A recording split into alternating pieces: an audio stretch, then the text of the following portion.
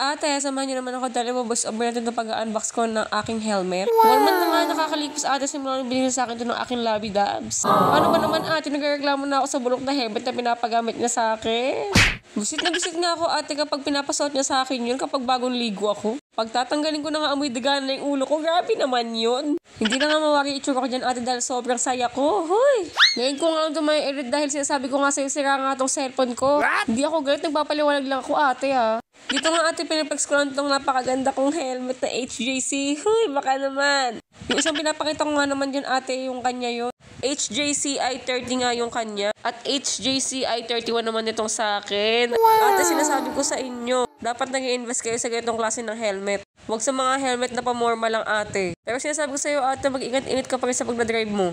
Huwag mo iasa sa helmet yung buhay mo ate. Pero ate, legit, sobrang comfy sa otin niya. Sobrang lambot talaga niya ate. Sobrang kapal ng foam as you can see naman, diba? After ko nga i-flex ate yan, susukat ko naman siya. Size medium nga lang pala yung kinuha ko dyan ate para hindi naman siya maluwag, diba? Kayo nang bahala humusga ate. Pero sinasabi ko sa iyo ate, sobrang sulit nito. Sa susunod nga na video ate, upload ko naman yung intercom na kasama namin binilian. Para hindi na mabibingi sa kalsada. O sige na ate, nasaya na mailan mo ito ng buhay mo. O siya, babay na.